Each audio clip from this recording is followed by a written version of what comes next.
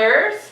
We're back, and the goal of Chat with the Counselors is to provide parents, students, and staff information about mental health, mental wellness, and kind of the challenges that youth face and maybe people in the community might face, and help you kind of identify that and decide where you may be able to go for help. In today's series, we're going to talk about mental health, mental disorders, as opposed to mental challenges and what that might look like at the different levels. We've got high school here, we've got elementary, junior high, so it doesn't always look the same. So we're going to talk about that a little bit today. Good morning. Our goal again is to help the community learn about the differences between mental health, good mental health, and then mental health disorders. And I'm going to start with the definition of mental health from the World Health Organization, and it's a state of mind in which an individual realizes their own ability, can cope with normal stresses of life, and can work productively and able to make a contribution to society. So, some things about mental health that, I think we all see it on our campuses. I think, Absolutely. and it definitely does. There's definitely a stigma when we talk about mental illness, and what we see from our students, and even within our own adult community as well. And then the differences between just a challenge and a disorder is a big difference, because I know that at junior high, if somebody looks at a kid the wrong way, that could ruin their day, that could ruin their week. And to them, it's a big deal and it's a tragedy for them. Of course, us as adults are like, oh, don't worry about it, but it still needs to kind of be addressed, and we need to address the kid like, okay, and kind of talk them through it so that it doesn't really become spiral out of control. Like, that's kind of what I've noticed at junior high, to kind of stop it before it becomes a problem.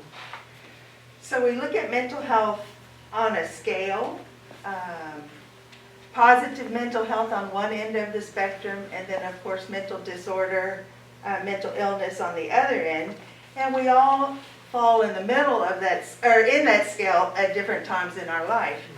So, and we all have good days and bad days, and some worse than others. So our goal is to learn how to deal with these mental challenges that we have, or disorders, and become successful in life, and of course in school. Okay, I'd like to cover some statistics and facts about mental illness that you might not be aware of. Mental illness is more common than heart disease, lung disease, and cancer combined. Children that are diagnosed with a disorder, only 1/3 of them get formal help and services. So we would like to improve that number. Mental health challenges are the leading cause of disability in the U.S. Mental illness that begins in childhood can affect the student's education, their ability to work, maybe their ability to form relationships, and can often lead to other abuses like alcohol and drugs. And then that leads to self-esteem issues and so many other things that, it's just a challenge for kids. And a lot of times they don't get help because of the stigma, like you were saying, like, well, I'm not going to tell her that I feel that kind of way because I don't want her to know, because then she's going to make me come see her and talk to her, Well, and I think also, I think this is something we see across all grade levels, is the perception that their friends will have of them, because at this time, especially at least at the high school, I'm definitely at the junior high, perception of your classmates and your friends is so heavily, held accountable. That's all they really, that's number one on their priority, is where they are, where their status is. I think knowing what's normal, which is difficult in mental health, versus what might be a problem. For example, when teenagers are in high school, probably junior high, kids want to leave their family to go be with their friends, and parents think that something's wrong because they don't want to be at home. Right. But that's pretty much a normal behavior for our students.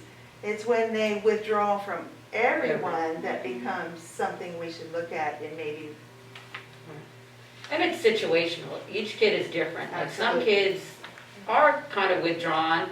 They don't like the whole social aspect of things. They'd rather sit at home and read a book and just sit with one or two friends, and some parents find that to be alarming, you know, That's so their personality. it depends on the kid, and that's why you really kind of got to get to know your kids and understand what their norm is and figure something out, so. Yeah, relationship. I think that's the key to any type of disorder that we talk about, or anything. Relationships with your child or with your students or your grandchildren, whoever, even ourselves, you know, with adults. Relationship building is a huge component of knowing the people and knowing what's abnormal for that particular person. I think back to what Ms. Patrick was saying, we all fall on this scale, and we've talked about positive mental health and mental illness, but almost everybody deals with mental challenges, which is in the middle of that scale. Especially with COVID right now. Especially. I think all of us are dealing with some type of mental challenge. Absolutely. The grocery store in itself is a mental challenge. I've been home with children since March. Miss Bailey, can you tell us a little bit of the differences between a mental health challenge and a mental health disorder? Yes, a mental health disorder or illness, a disorder is going to be something that is severe enough to be diagnosed. It's going to affect your thinking and your emotional state and possibly your behavior. It can disrupt everyday life. And it is something that is going to be long-term. It's going to last 2 weeks or more, and then you would need to look at getting some type of help. A challenge is basically not as severe, something we deal with regularly, but we have learned skills to overcome that challenge, and we can continue on with a successful day. Right. So what do you see on your campus, Angela? Well, as far as like elementary kiddos, pre-K through 5, it's a little bit different. Mental health is a little different from the adult mental health or the teenage mental health. There must be a balance in their lives between their social, emotional, and behavioral, their cognitive selves. So there must be a balance between all of those things for them to have a great well-being about themselves. So we also must take into consideration their families, their communities, and society as a whole as to what is affecting their mental health. And so we have to look into their issues of mental health may happen when there are difficulties in psychological and emotional development and their social relationships and behaviors. We have to remember that it is treatable. That's the positive. So just remember that. And just remember to sit and talk with your kids again, as what they said before, build on those relationships. That's important when they're younger. Build those positive relationships, have that love and that family, community, church, or whatever it is, Little League, get them involved with the community so they can build on that sense of well-being overall for their overall mental health. I always like to use, like in my office, if I have someone having a little bit of difficulty, this is just a little book that you can get anywhere. It's called The Way I Feel, and it has the different feelings in there. And so I'll just show you a couple pages, but like bored or jealous. And so you can just simply get a sheet of paper and say, hey, tell me a time when you were feeling bored or jealous, something like that. And draw me a picture, and then just sit there and spend that time building that relationship and talk with them about their overall feelings, as far as each emotion goes. So. And that's great because they don't know sometimes, they don't know how to tell you, well, I'm jealous or I'm angry, I'm sad, I'm mad, they can't really put their finger on it. They're just feeling some kind of way and they don't really know what that is. And you're trying to pull it out of them and they're just like, well, I don't know. So that's really good for them to be able to identify, well, I'm really jealous. And then you can address that as opposed to trying to address maybe them being angry when they're not really angry, they're feeling some other way. So I think a lot of people though are like that because they don't really understand what they're feeling at any time. Like they're driving down the road and somebody cut them off. They're angry, but is there some other reason why Is there an we're underlying- trying was that to, the like, trigger that Yeah. got you to go? Like, was that? Or are you really hungry, or I did somebody just guess. make you mad at work? identifying our true, what is really going on? I think Right. that's really great, and I love that we're doing that as early as our elementary Yeah, that kids. is good. You're awesome, Angela. Well, we also have the Burke Center in Livingston, and so you can go online and look up the Burke Center to get you some help if needed. And so it's a free service, and it's first come, first serve. And so that's at 300 Bypass Lane, Suite 208B in Livingston. Again, you can Google it and look it up, and there's a phone number too. It's 936-634-5010. That can help you out if you feel that the need, that's serious of a need. And I also think, besides the Burke Center, there's also private counselors who work with family insurances, psychiatrists. So there's other community areas, especially in Conroe, Huntsville, Livingston. They all have places that will reach out and talk to you as a whole family, and then they also can talk to your children separately so that they can get a true range of what's going on with your child. Well, Miss Bailey, why don't you kind of tell us some common mental health challenges? Okay. Some of the things that we see in the nation, 11.4% of youth have a major depression episode during the past year. So obviously that's one of our bigger challenges and or illness, depending on how severe it is, where it falls, and how much support you might need to deal with that. Anxiety. So I imagine this year too, it's probably even higher with all the stress that parents are feeling and teachers and just they feel all that And energy. so- isolation, not being with their friends, Mhm. not being able to communicate those feelings regularly, having to do it through social media. This definitely puts a little bit of a stop on it. Right. And anxiety is, I think, the most common thing we Right. see, and it can be from test anxiety to social anxiety.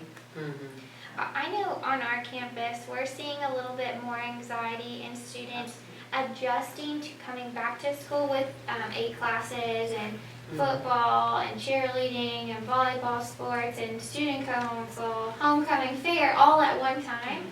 And I do know this week we've definitely seen a decrease since all that's kind of slowed down. Have y'all seen that too on y'all's campuses? Not too much, but we don't have as much going on. You've got a lot of wheels going on here where it's a little bit more laid back. I mean, I know for us. it is. Really, I have not seen a whole lot of anxiety. I had a little one the other day that I was a little concerned about, but because you don't know how worried they are about the illness itself and Right. about other people keeping their mask on. Or I read an article where a little one didn't even want to take his mask off to eat lunch. So you have to think of all these things that surround this virus and everything that goes with it. I mean, as simple as sitting and eating with your friends at lunch and having that anxiety-ridden thoughts about just taking it off for a minute to eat or drink.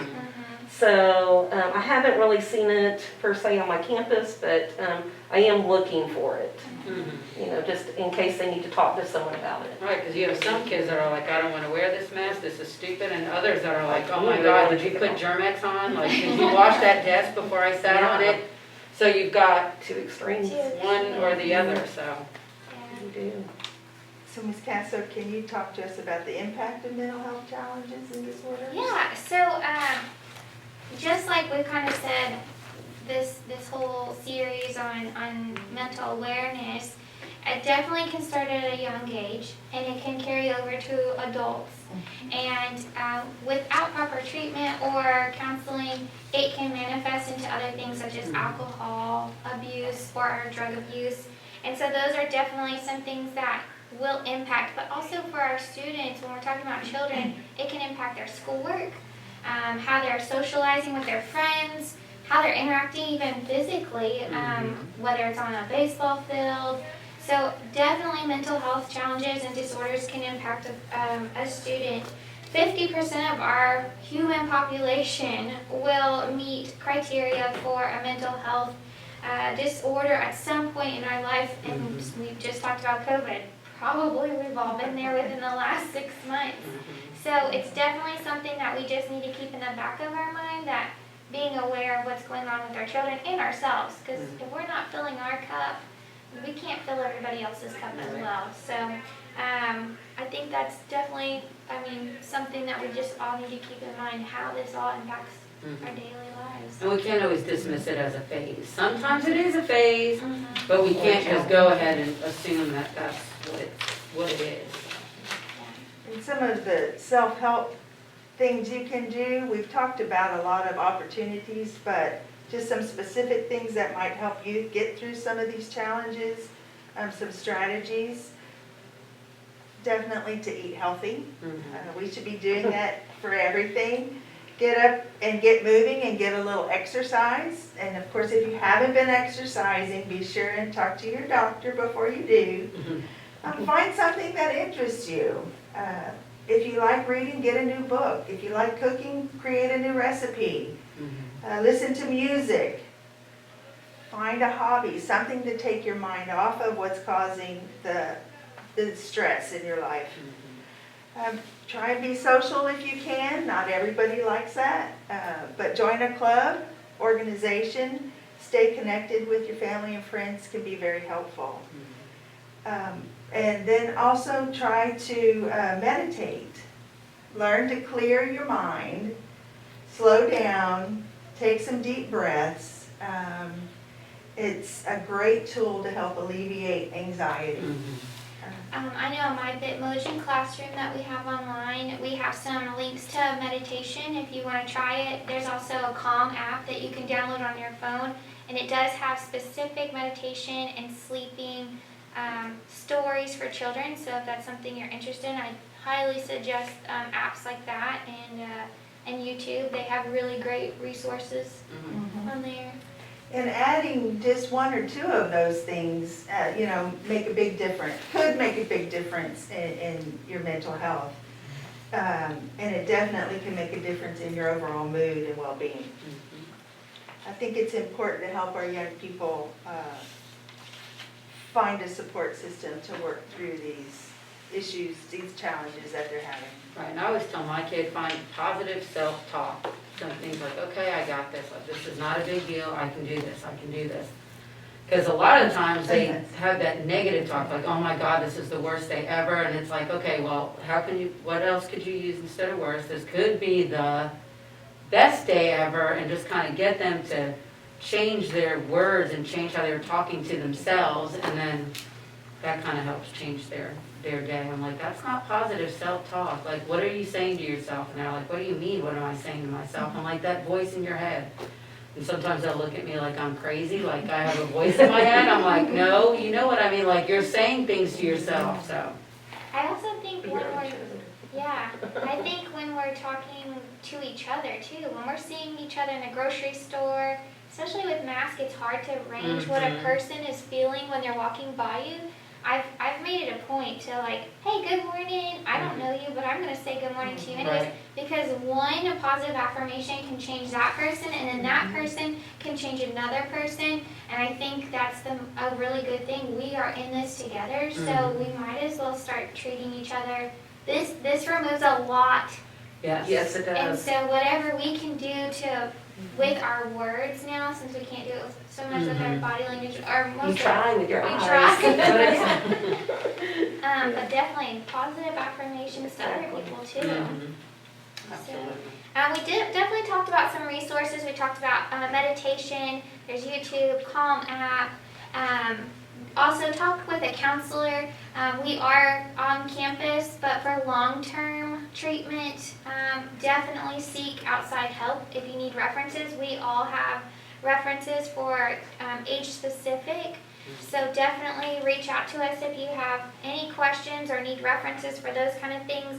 There's also support groups. There are a lot of support groups online. You can just Google what you're looking for specifically, and a lot of them are meeting virtually.